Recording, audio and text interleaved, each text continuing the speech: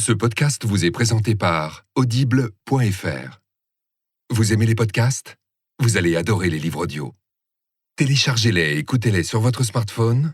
Avec l'offre d'essai, le premier livre audio est offert sur audible.fr/slate.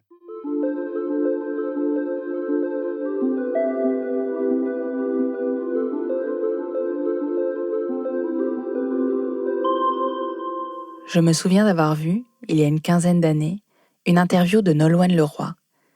C'était l'époque où je regardais Star Academy, on disait la Starac, et elle expliquait que petite, dans la salle de bain, elle avait passé des heures à parler avec sa sœur.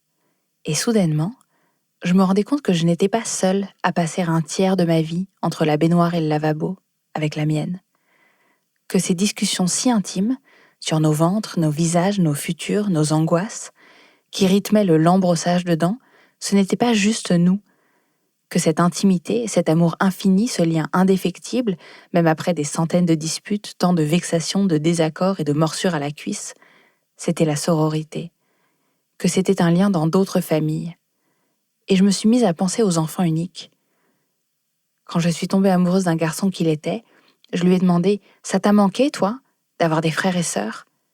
Mais il ne comprenait même pas la question. Comme on demanderait à quelqu'un qui n'a jamais vu la mer si nager lui manque.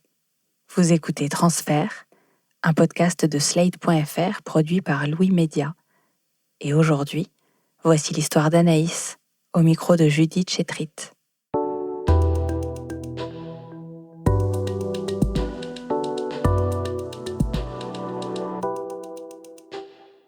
Mes parents ne pouvaient pas avoir d'enfants. Et ils se sont tournés directement vers l'adoption. C'était un geste très naturel pour eux. Ils avaient déjà beaucoup voyagé en Asie. Donc, ils ont fait le choix. Les démarches sont assez longues. Elles peuvent prendre vraiment plusieurs années. Et un jour, on leur a annoncé qu'ils allaient adopter une petite fille coréenne et qu'elle allait arriver à l'âge de 6 mois.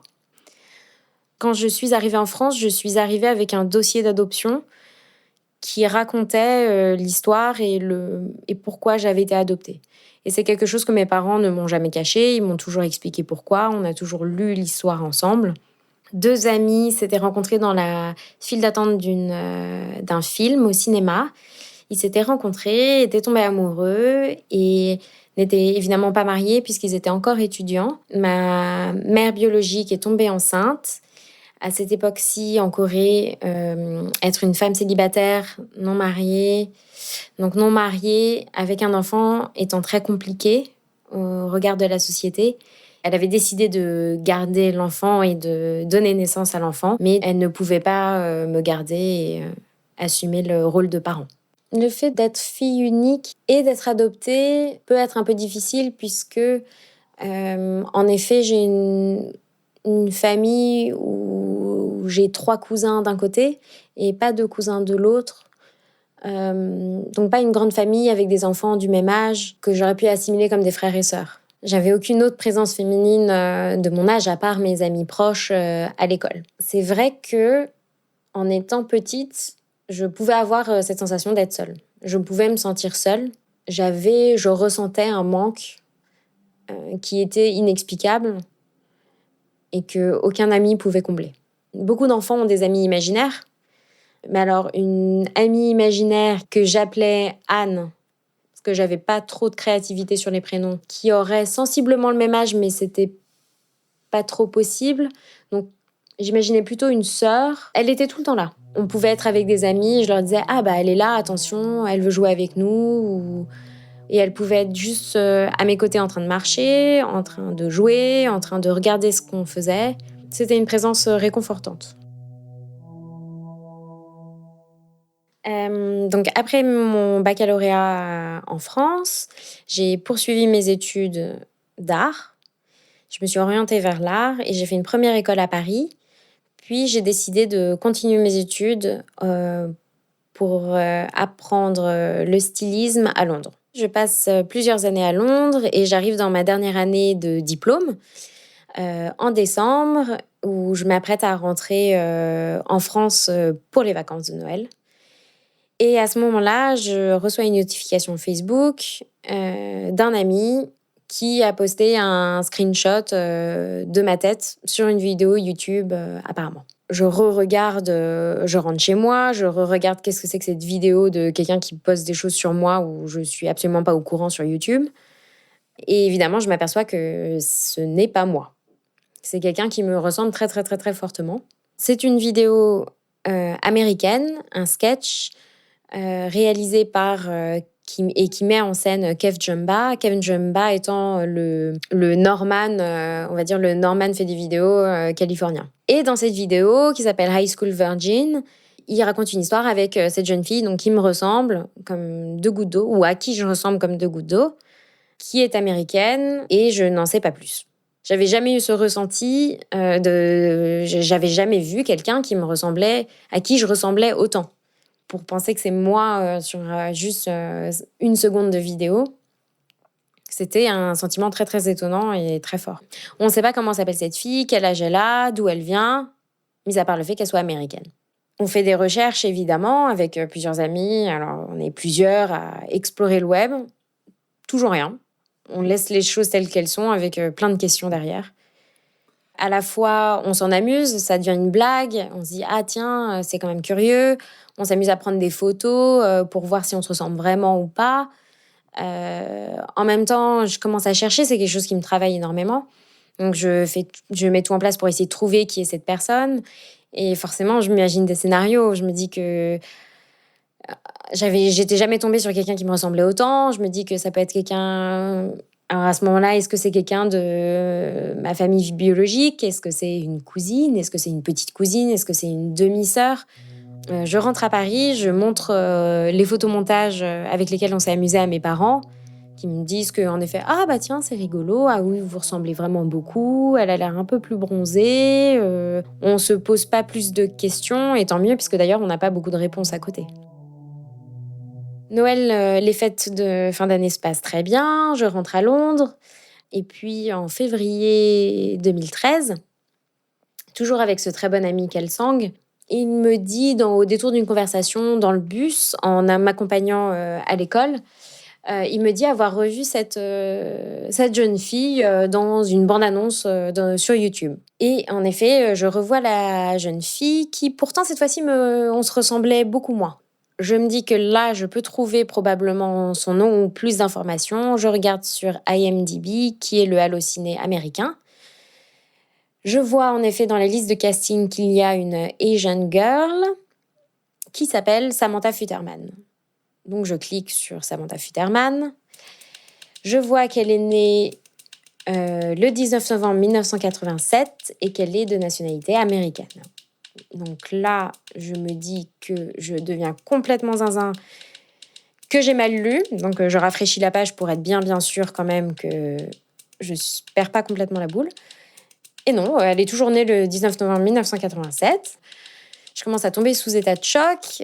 Kelsang, on descend du bus, on voit, on en parle sans en parler. Il me demande si ça va, je lui dis que ça va. On décide d'aller à l'école et je comprenais ce qui se passait, mais sans vraiment comprendre. On va dire que j'avais un scénario qui s'était vraiment rétréci. Sans vraiment poser les mots, je pense qu'on était tous les deux, on savait très bien quelle était l'histoire, que j'avais probablement une sœur jumelle à ce moment-là. J'avais trouvé une sœur jumelle, ou en tout cas une jeune fille à qui je ressemblais comme deux gouttes d'eau, qui était née le même jour, qui était probablement d'origine coréenne et qui avait été probablement adoptée aux États-Unis. Donc la première chose que j'avais envie de faire, c'était d'en parler autour de moi, mais j'avais surtout envie d'en parler avec mes parents. J'ai eu maman en premier au téléphone. La première chose qu'elle me dit à ce moment-là est « Est-ce que tu penses que ça peut être ta sœur jumelle ?» Et le fait qu'elle me décrive la situation et ma propre interrogation avec des mots et qu'elle utilise ce mot « jumelle », le scénario était devenu réalité. Et évidemment, à côté, tout notre cercle d'amis commence à faire des recherches, à trouver plus de vidéos que moi, dont une vidéo de cette jeune fille qui dit « How it feels to be adopted ». Et là, tout s'arrête. Alors là, c'est fini, plus aucune perte de concentration totale. Je décide de rentrer à la maison. Et là, commence à tout explorer. Son compte Twitter, Instagram, on commence à découvrir son profil Facebook qui était caché. Donc on joue un petit peu pour essayer de la trouver, comment l'ajouter sur Facebook. On commence à voir toutes ces moindres pensées Twitter.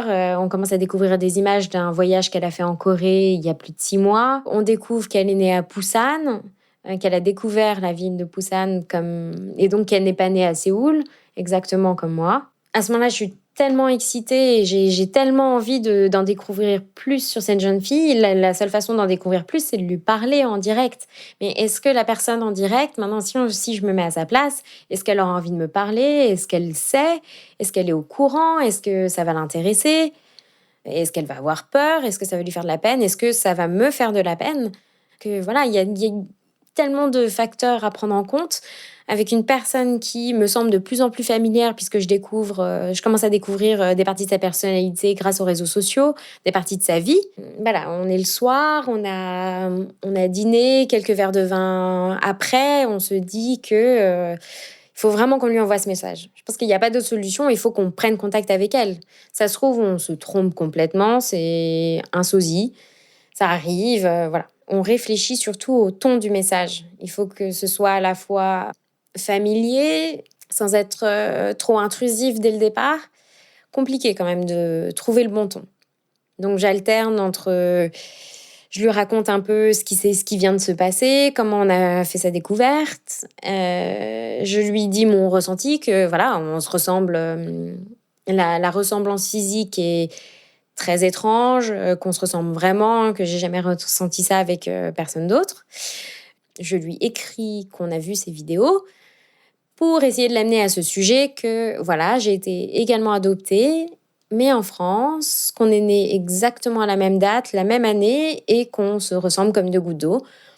J'essaye de l'amener doucement au sujet, d'inclure un petit peu d'humour en lui parlant du film À nous quatre avec Lindsay Lohan, un film de notre enfance où 2 petites filles se retrouvent dans un camp d'été et elles se retrouvent face à face et il s'avère qu'elles sont en fait jumelles et que l'une est partie avec sa maman et l'autre avec son papa et elles se rencontrent à ce moment-là dans ce camp de vacances. Et je me dis qu'elle va arriver à la même conclusion que moi, que nous avec nos amis à Londres. On a attendu plusieurs jours. L'attente était très longue. Je ne sais pas pourquoi. On s'imaginait tous qu'évidemment, elle allait répondre dans l'instant, qu'elle allait voir le message, qu'elle allait répondre que oui, on était jumelles, évidemment. Ça s'est absolument pas passé comme ça. On n'était pas amis sur Facebook. Facebook n'avait évidemment pas détecté de lien de parenté ou de ressemblance physique entre nous deux. Il s'en fiche, ça tombe directement dans sa boîte de spam, donc elle ne verra probablement jamais mon message.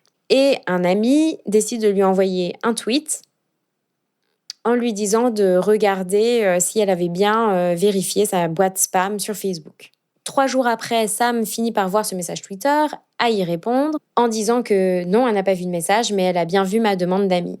À ce moment-là, je suis en atelier à l'école, on est en fin de journée, et je vois que cette jeune fille accepte ma demande d'amis sur Facebook. Évidemment, je lui renvoie 10 fois le message pour être sûre qu'elle le voit. Là, je vois les double ticks passer en bleu. Je me dis qu'elle a lu mon message. Maintenant, tout peut arriver. Et la première chose qu'elle m'envoie est une photo. Et la photo est son dossier d'adoption. Ce qui est très direct, très, très, très personnel quand même. On va évidemment lire cette première page du dossier d'adoption. Et là, on voit sur le dossier one sibling out of two. One out of two.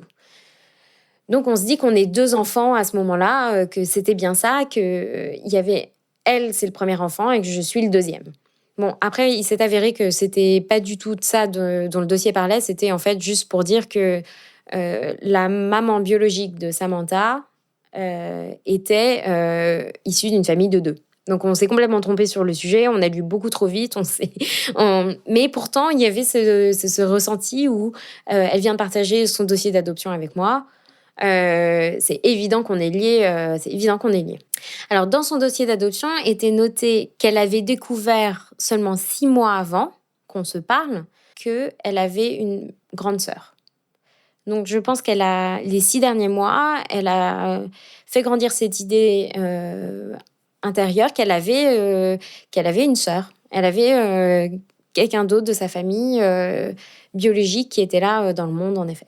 Elle se prépare, il est tôt le matin pour elle, elle se prépare à aller à la première de ce film dont j'avais vu la bande-annonce. Elle est sous état de choc. La seule chose qu'elle m'écrit en quelques lignes est « Dude, we are totally twins ». C'est sûr, on est complètement jumelles. Ce qui me semble la réponse la plus américaine qui puisse exister, la plus directe, la plus surprenante et en même temps la plus évidente aussi pour moi.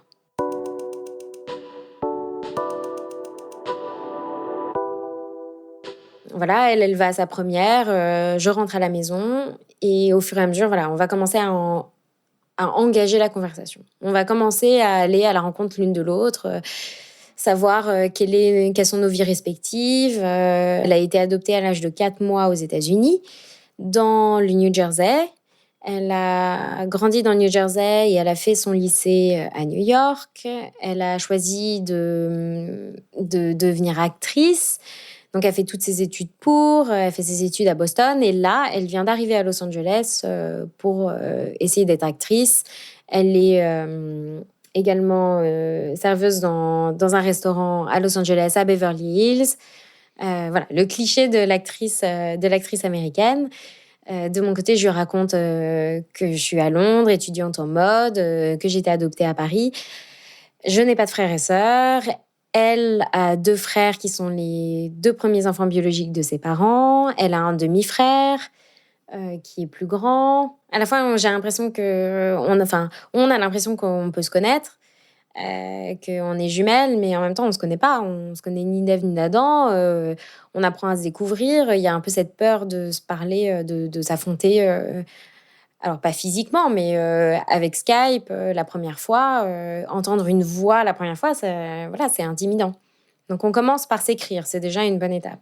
Et je pense qu'à ce moment-là, on voulait se protéger inconsciemment aussi.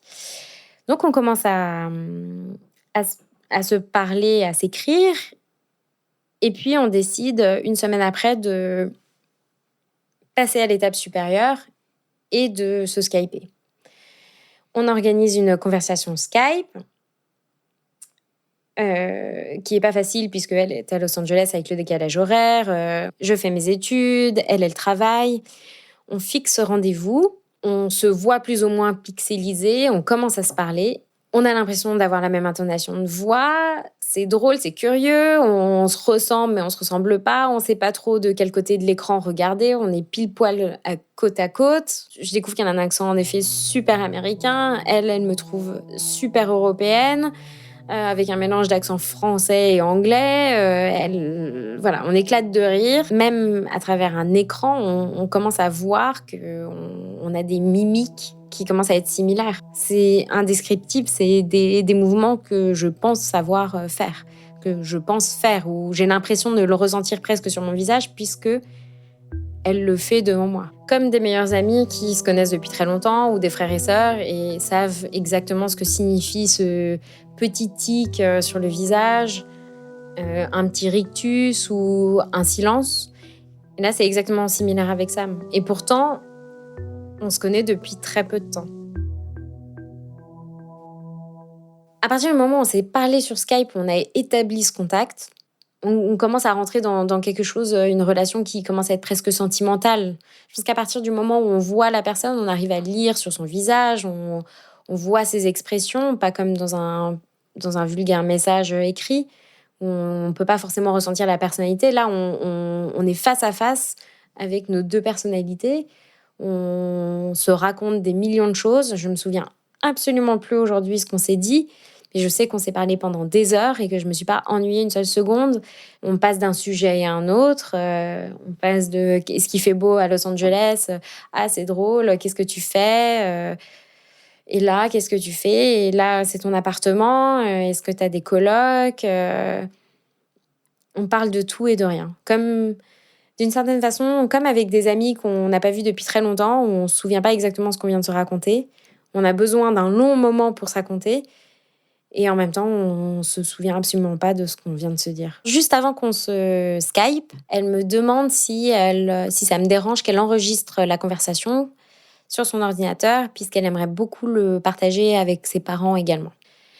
Ça lui vient très naturellement avec son entourage de se dire on va faire un documentaire, il faut qu'on documente tout ce qui est en train de se passer. On a besoin de garder une trace vidéo de ce qui est en train de se passer. Au fil des semaines, on commence à vraiment faire de plus en plus connaissance. Je pense qu'on s'aime déjà très très fort. Je pense qu'on est persuadés qu'on est jumelles. Et voilà, on continue. Sam décide de se lancer dans l'aventure du documentaire. Elle me demande si ça me dérange. Et je me dis oui, pourquoi pas, évidemment. Et puis, c'est une histoire qui est incroyable. Donc je me dis, voilà, on va commencer à construire des souvenirs ensemble. Et je pense que j'avais une confiance instantanée envers Sam. Avec certains de ses amis qui sont producteurs, d'autres caméramans, elle se dit, voilà, on va essayer de financer le projet via une plateforme participative, via Kickstarter, et évidemment filmer notre première rencontre physique en personne. On commence à récolter les fonds nécessaires, on la planifie, elle aura lieu exactement quelques jours avant mon diplôme. On était persuadés qu'on était jumelles. Mais il persistait un petit doute. On avait besoin de cette preuve scientifique. Il nous fallait le test ADN. On est contacté par le professeur Segal, Nancy Segal, qui est chercheuse à l'Université de Californie, l'Université de Fullerton.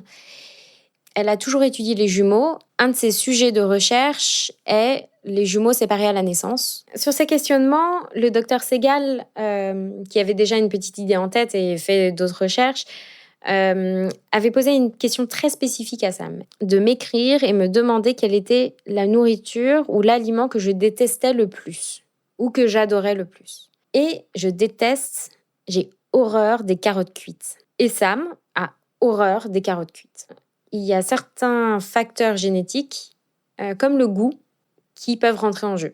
Au fur et à mesure des échanges, des photos, on s'apercevait qu'on était sensible aux mêmes couleurs, au niveau de l'habillement. Alors, on avait un style un peu plus, on va dire, français, et Sam un style un peu plus américain.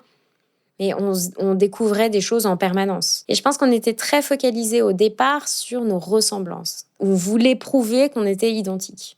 Et elle nous propose de nous aiguiller sur le test ADN pour bien vérifier que nous sommes des sœurs jumelles, mais pas simplement des sosies. On le réalise à distance avec une espèce d'éponge à gratter sur le fond de sa joue pour récupérer de la salive, des cellules qui seront ensuite analysées, donc renvoyées dans un laboratoire et puis analysées on verra notre ADN décortiqué. On savait que ça allait mettre un peu de temps et on se dit qu'on aimerait bien découvrir les résultats du test ensemble, quand on est ensemble physiquement, quand on s'est déjà retrouvés physiquement.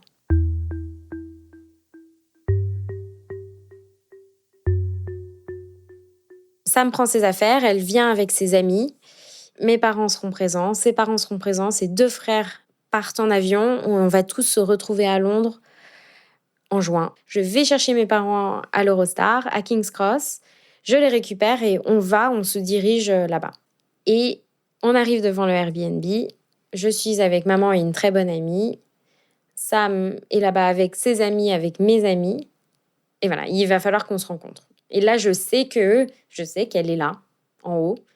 Elle sait que je suis arrivée et on ne sait pas du tout ce qui va se passer. On ne sait pas si l'appartement va exploser, si ça va absolument rien faire. Enfin, on ne sait pas, mais il y a une espèce d'excitation, évidemment. On se lance, on entrouvre la porte. Là, je suis hyper gênée, donc je décide de lancer ma copine avant moi. Ils la regardent tous hyper bizarrement. Elle est asiatique aussi. On ne se ressemble pas du tout, voilà. Ça détend un petit peu l'atmosphère.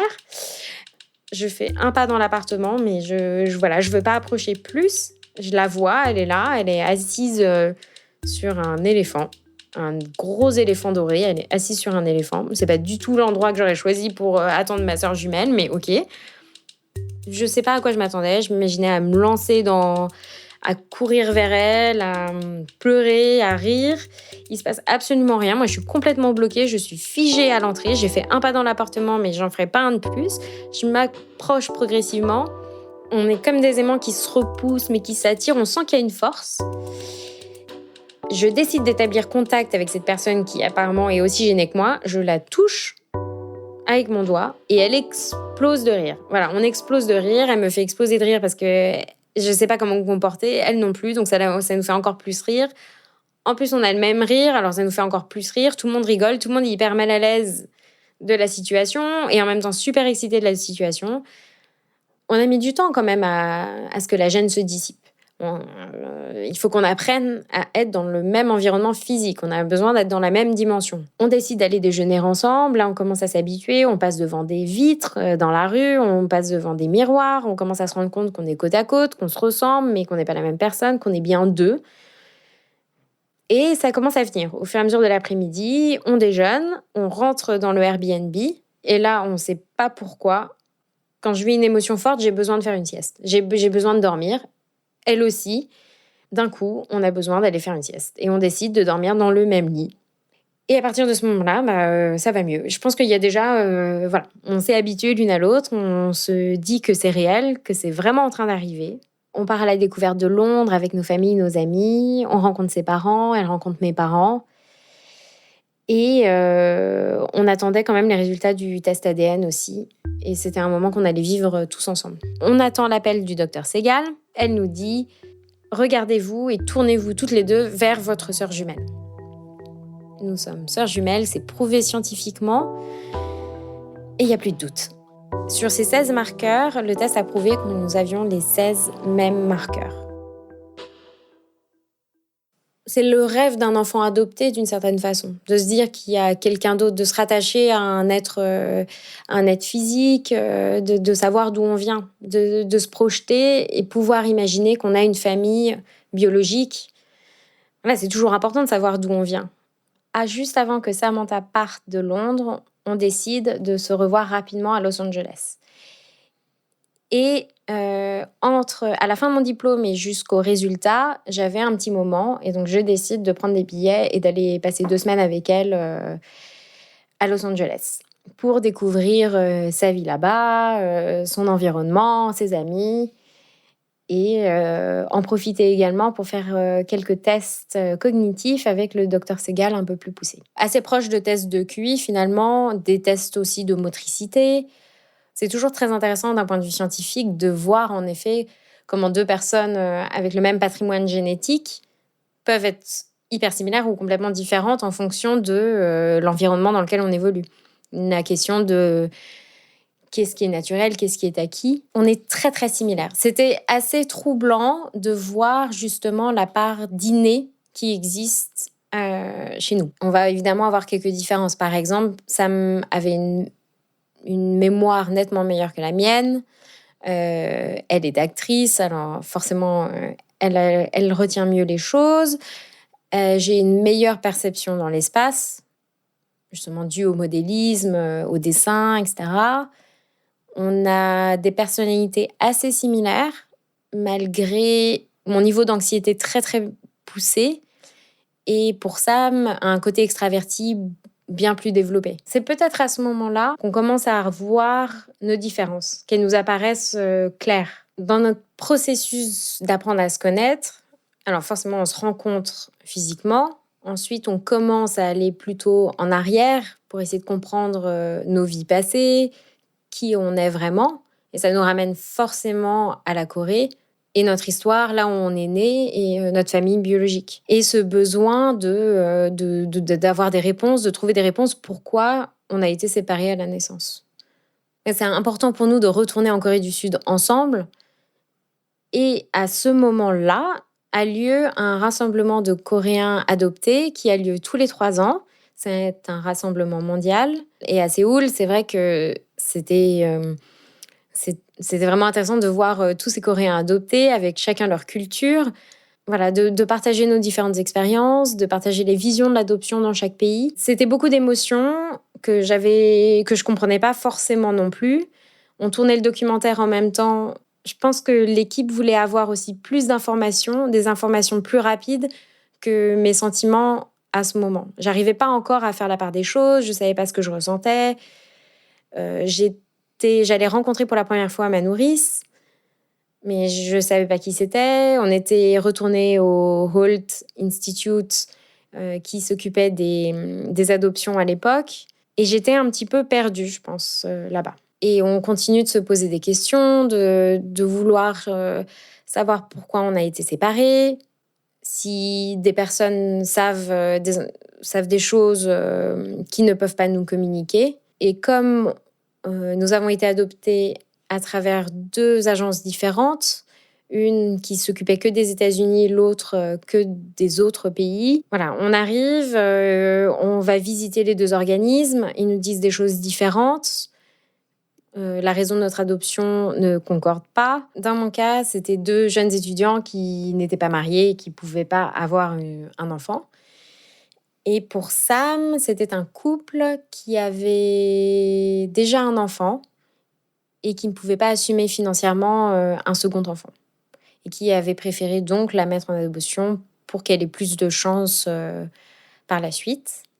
On a été adoptés avec 1 mois d'écart, des zones d'ombre sur le temps passé à Busan, à Séoul, 2 nourrices complètement différentes, absolument pas au courant de l'histoire, et juste un point commun, une même maternité avec une mère biologique et un numéro de sécurité sociale qui concorde entre les 2 dossiers. Mais c'est tout. Mais qui sont bien arrivés à la conclusion qu'on a de toute façon les mêmes parents biologiques. Ils ont retrouvé ces personnes. Elle nie avoir eu de jumelles. Elle reconnaît pas du tout l'histoire. Elle l'accepte pas. Peut-être qu'elle a refondé une famille. Cette famille est probablement pas au courant. Je peux comprendre ne pas avoir envie à ce moment-là de partager, d'avoir à se justifier tout simplement. Pourquoi elle a fait ces choix-là à ce moment-là. De blesser d'autres personnes qui n'en avaient absolument pas conscience. Et le seul moyen de rentrer en contact, c'était d'écrire une lettre, de donner des photos, de raconter quelle était notre vie aujourd'hui, ce qui venait de se passer, de le donner aux associations coréennes qui se sont occupées de nos adoptions. Ils ont fait des copies dans nos 2 dossiers. Et si un jour notre famille biologique souhaite retrouver ces informations, ces lettres, ces photos, ils pourront venir les chercher à ce moment-là, si le cœur leur en dit. Donc, ces choix sont les siens. Nous, c'est vrai qu'on aurait aimé pouvoir avoir plus de réponses, mais le fait de se retrouver nous suffit largement. En rentrant de Corée, le documentaire est en train d'être monté. Et là, on prépare le dossier pour le présenter à différents festivals, comme le festival de Sundance, South by Southwest, au Texas. Et le documentaire est pris pour être présenté à South by Southwest. C'est Netflix qui décide de prendre le projet et de le diffuser sur ses propres chaînes. C'était assez thérapeutique d'une certaine façon. On a été amené à se poser des questions bien plus rapidement que si on avait pris le temps d'apprendre à se connaître, de se voir 6 mois plus tard, 1 an plus tard et de partager d'autres moments. C'est très étrange de découvrir sa sœur jumelle à 25 ans quand on pense se connaître. On pense être un adulte, se connaître par cœur. Et en fait, quand on se retrouve face à son sosie, sa sœur jumelle, qui réagit exactement pareil, on se rend compte de plein de choses. On se rend compte d'énormément de choses sur soi, de ses mimiques, de son attitude, de comment on est perçu à côté des autres. C'est très étrange de se voir à côté de ses amis, ce qui n'arrive pas vraiment, par exemple. Également, le fait d'avoir été adoptée et d'avoir été élevée fille unique, il y a toujours cette peur le jour où nos parents disparaissent, de se retrouver seule aussi et abandonnée. Et avec Sam, je sais qu'elle sera là, que une partie de sa famille également sera là, que ses enfants seront là un jour, que nos enfants pourront vivre des choses incroyables. Il y a une espèce d'unicité, une force dans la famille qu'on s'est recréée. Je pense que j'ai retrouvé cette sœur dont je rêvais, ou cette personne qui était constamment avec moi quand j'étais petite, quand j'avais mon ami imaginaire ou ma sœur imaginaire.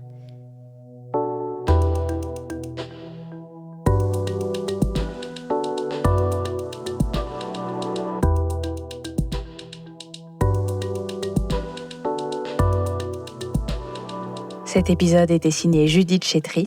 La musique a été composée par Maxime Daoud. Jean-Baptiste Aubonnet a fait le mix. Louis Média a assuré la production pour Slate.fr. Si vous voulez en savoir davantage sur l'histoire d'Anaïs et sa sœur, vous pouvez regarder Twinsters sur Netflix, qui raconte le point de vue de Samantha. Et pour nous envoyer de nouvelles histoires, écrivez à podcast@slate.fr, suivez les réseaux sociaux de Slate et suivez-moi sur @chapudlo ou @chapudlovski sur Instagram et sur Twitter. À très vite.